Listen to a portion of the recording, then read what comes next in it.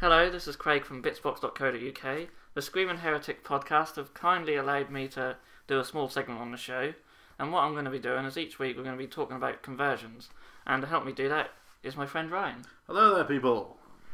Now, if you've been listening to the Screaming Heretic Podcast from the beginning, you may be familiar with my list, which was submitted to the Kiss My List segment. It was one of the first ones, and it was a Chaos Space Marine army which had 2 Daemon Princes, and only one of them had Lash. Yeah, Lash. The less talked about that part, the better, as that thing really ruins my games whenever he brings it in. Going to go with my heavy armour, and then they get battered about with him, lashing him into something that I really don't want to be next to. Normally your bloody Defiler.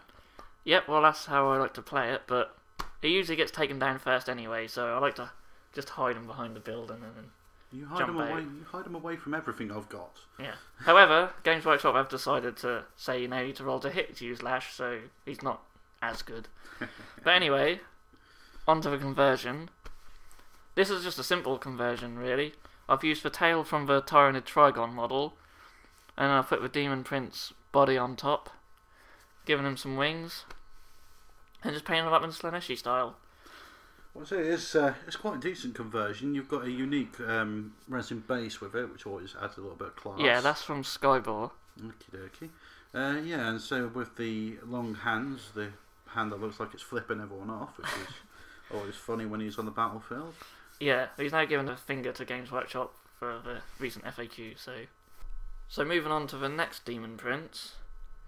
Well, so this is definitely a more unique conversion that you've done here, as you can see on a couple of the parts. Yeah, absolutely. And he could also be used as a Lord of Change, but I use him as a Daemon Prince. Yeah, I see. I recognise the certain parts of the Lord of Change. Yep, he has the Lord of Change arms, I believe. Yep, and he uses the High Elf Dragon model as his base. I've got claws from the I think it's the High Elf Griffin from the starter box. Yeah. Island of Blood. This one. There's another unique resin base on this one as well. Yeah, that's also from Skybore. Yeah, it looks like a cathedral part by the looks of it. Yeah, and he has lots of stones around the other side to weight him down, because as you'll see from the photos, he's very sort of heavy on one side, because he's got metal arms there. Yeah, and so you've got a few green stuff parts on there just to... Yep, I sculpted on a beak, just to make him more cinch looking. And there's also little bits of feathers, which are just made from a push mould.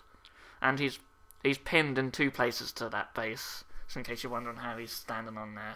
Yeah, he does look a bit gravity defying on that model. Yeah, but it's very dynamic, and maybe not so great in battle to use, but he looks good, and I can't wait to paint him up.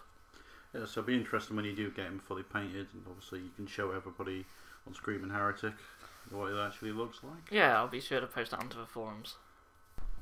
Again, many thanks to the guys and gals at Screaming Heretic for having us here. And to all of you who are listening, we'll see you again in the next episode.